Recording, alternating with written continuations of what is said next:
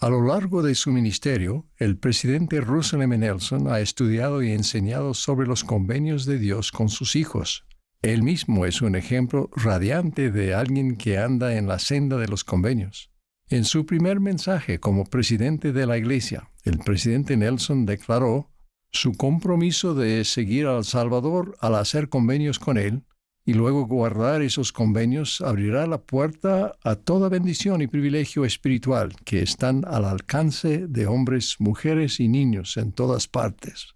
Las ordenanzas del templo y los convenios que ustedes hagan allí son clave para fortalecer su vida, su matrimonio y su familia, y su habilidad para resistir los ataques del adversario, y los fortalecerá en su compromiso de mantenerse en la senda de los convenios.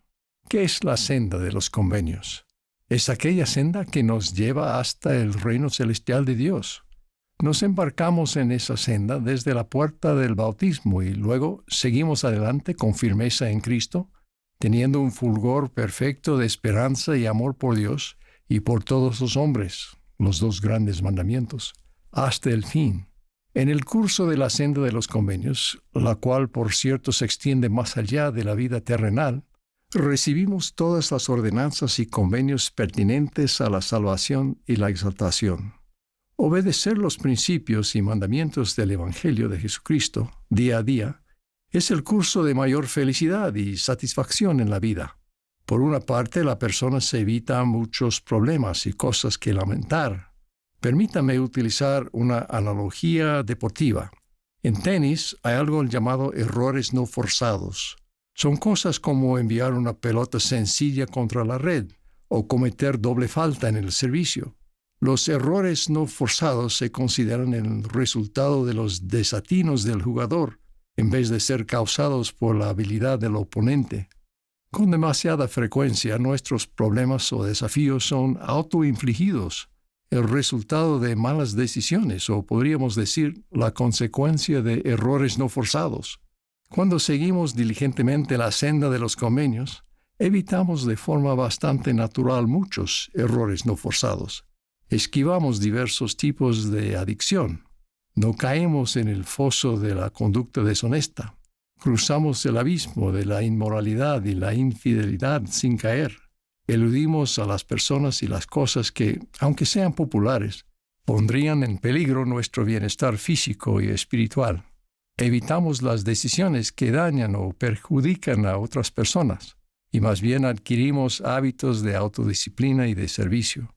Se dice que el elder J. Golden Kimball, un 70 que sirvió hace muchos años, dijo: «Tal vez no siempre he andado en la senda estrecha y angosta, pero trato de cruzarla con tanta frecuencia como puedo». En un momento más serio, estoy seguro de que el hermano Kimball estaría de acuerdo con que permanecer en la senda de los convenios y no tan solo cruzarla es nuestra mayor esperanza para evitar la desdicha evitable, por un lado, y para lidiar con las adversidades inevitables de la vida, por el otro. Alguien podría decir: puedo tomar buenas decisiones con o sin el bautismo. No necesito convenios para ser una persona honorable o exitosa. Ciertamente hay muchos que, aunque no se encuentran en la senda de los convenios, actúan de un modo que refleja las decisiones y contribuciones de aquellos que están en la senda. Se podría decir que reciben las bendiciones de transitar un camino coherente con los convenios. ¿Cuál es entonces la diferencia de la senda de los convenios? En realidad, la diferencia es singular y eternamente significativa.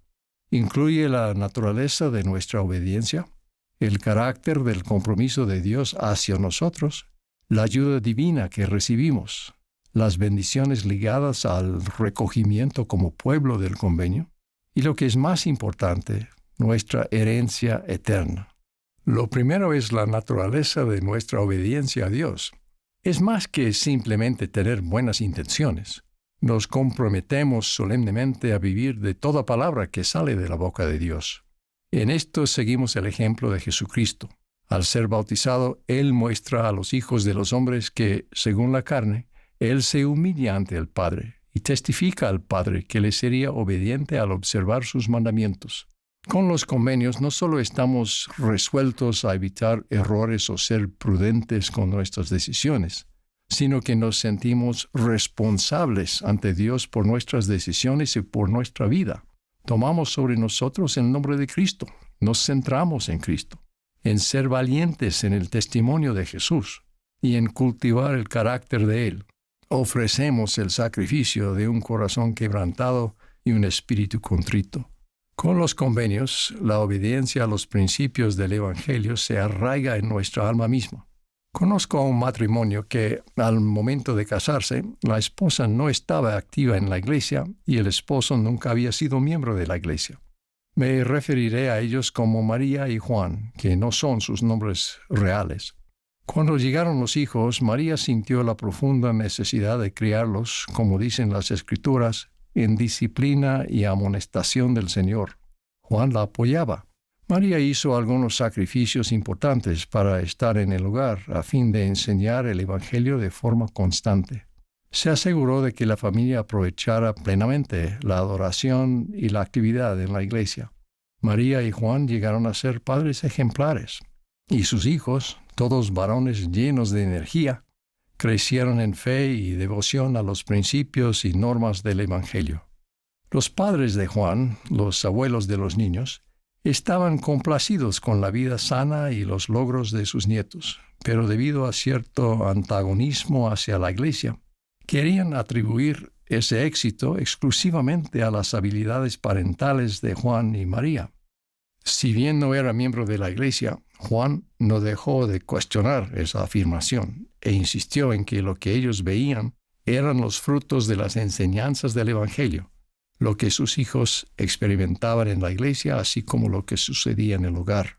Juan mismo estaba siendo influenciado por el Espíritu, por el amor y el ejemplo de su esposa, y por los ruegos de sus hijos. En el debido tiempo y para alegría de los miembros del barrio y de sus amistades, fue bautizado. Aunque en la vida de ellos y sus hijos no han faltado los desafíos, María y Juan afirman de todo corazón que el convenio del Evangelio es, en efecto, la raíz de sus bendiciones, individualmente y como familia. Han visto cumplirse las palabras del Señor a Jeremías en la vida de sus hijos y en la de ellos. Pondré mi ley en su mente y la escribiré en sus corazones, y yo seré su Dios y ellos serán mi pueblo. Otro aspecto singular de la senda de los convenios es nuestra relación con la deidad. Los convenios que Dios ofrece a sus hijos hacen más que guiarnos, nos ligan a Él. Una vez leí un artículo de periódico escrito por un periodista poco informado que explicaba que la forma en que efectuamos bautismos por los muertos es sumergiendo rollos de microfilmes en el agua. De ese modo, todos aquellos cuyos nombres figuren en el microfilm se consideran bautizados.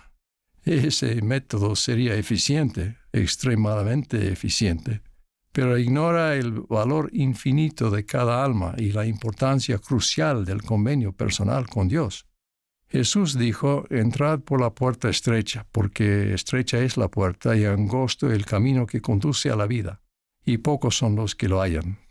Hablando en sentido figurado, esa puerta es tan estrecha que permite que solo entre una persona a la vez. Cada una asume un compromiso individual con Dios y a cambio recibe de Él un convenio individual, por nombre, en el que puede confiar incondicionalmente por el tiempo y la eternidad. Esto nos lleva a considerar una tercera bendición especial de la senda de los convenios. Dios brinda un don casi incomprensible para ayudar a guardar los convenios a quienes los hacen, el don del Espíritu Santo. Dicho don es el derecho a la compañía, protección y guía constantes del Santo Espíritu. En la senda de los convenios también encontramos las bendiciones esenciales del perdón y de ser limpios de pecado. Esa ayuda solo puede recibirse mediante la gracia divina administrada por el Espíritu Santo. Y este es el mandamiento, dice el Señor: «Arrepentíos todos vosotros extremos de la tierra, y venid a mí y sed bautizados en mi nombre, para que seáis santificados por la recepción del Espíritu Santo, a fin de que en el postrer día os presentéis ante mí sin mancha». Quienes siguen la senda de los convenios hallan bendiciones singulares en diversos recogimientos divinamente señalados. A lo largo de las Escrituras encontramos profecías del recogimiento literal de las largamente dispersadas tribus de Israel en las tierras de su herencia. El cumplimiento de esas profecías está ahora en marcha con el recogimiento del pueblo del convenio en la Iglesia, el reino de Dios sobre la tierra. El presidente Nelson explica, cuando hablamos del recogimiento, simplemente estamos diciendo esta verdad fundamental. Cada uno de los hijos de nuestro Padre Celestial merece escuchar el mensaje del Evangelio restaurado de Jesucristo.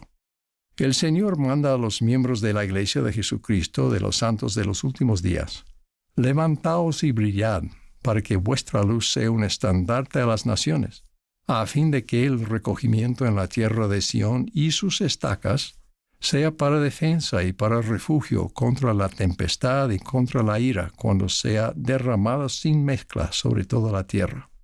Existe también una congregación semanal del pueblo del convenio, en la casa de oración, en el día del Señor, para que más íntegramente nos conservemos sin mancha del mundo. Es una reunión para participar del pan y el agua sacramentales en memoria de la expiación de Jesucristo. Cuando era adolescente, yo era el único miembro de la iglesia en mi clase de la escuela secundaria. Disfrutaba relacionarme con muchos buenos amigos en la escuela. No obstante, descubrí que dependía mucho de dicha reunión del día de reposo cada semana para vivificarme y renovarme espiritual y hasta físicamente. ¿Cuánto hemos sentido la pérdida de esa regular reunión del convenio durante la actual pandemia? ¿Y cuánto ansiamos que llegue el momento en que podamos volver a reunirnos como antes? Por último, el pueblo del convenio se congrega en el templo, la casa del Señor, para procurar las ordenanzas, las bendiciones y la revelación que únicamente están disponibles allí. El profeta José Smith enseñó cuál era el objeto del recogimiento del pueblo de Dios en cualquier época del mundo. El objeto principal era edificar una casa al Señor, en el cual Él pudiera revelar a su pueblo las ordenanzas de su casa y las glorias de su reino, y enseñar a la gente el camino de la salvación. Porque hay ciertas ordenanzas y principios que, para poder enseñarse y practicarse, deben efectuarse en un lugar o casa edificada para tal propósito. Al final, solo al seguir la senda de los convenios, heredamos las bendiciones de Abraham, Isaac y Jacob, las supremas bendiciones de la salvación y la exaltación que solo Dios puede dar. Las referencias que hacen las Escrituras al pueblo del convenio a menudo se refieren a los descendientes literales de Abraham, o la casa de Israel. Sin embargo, el pueblo del convenio también incluye a todos los que reciben el Evangelio de Jesucristo. Pablo explicó: pues todos los que habéis sido bautizados en Cristo, de Cristo estáis revestidos. Y si vosotros sois de Cristo, ciertamente descendientes de Abraham sois, y herederos conforme a la promesa. Quienes son leales a sus convenios saldrán en la resurrección de los justos. Son hechos perfectos mediante Jesús, el mediador del nuevo convenio. Son aquellos cuyos cuerpos son celestiales, cuya gloria es la del sol, sí, la gloria de Dios, el más alto de todos. Por consiguiente, todas las cosas son suyas, sea vida o muerte, o cosas presentes o cosas futuras, todas son suyas, y ellos son de Cristo, y Cristo es de Dios. Ruego que, como pueblo, demos oído al llamado del profeta de permanecer en la senda de los convenios. Nefi nos vio a nosotros y nuestra época, y escribió: yo, Nefi, vi que el poder del Cordero de Dios descendió sobre los santos de la iglesia del Cordero y sobre el pueblo del convenio del Señor, que se hallaban dispersados sobre toda la superficie de la tierra, y tenían por armas su rectitud y el poder de Dios en gran gloria. Este domingo de Pascua de Resurrección testifico de Jesucristo, cuya resurrección es nuestra esperanza y la seguridad irrefutable de todo lo que se promete en la senda de los convenios y al final de ella.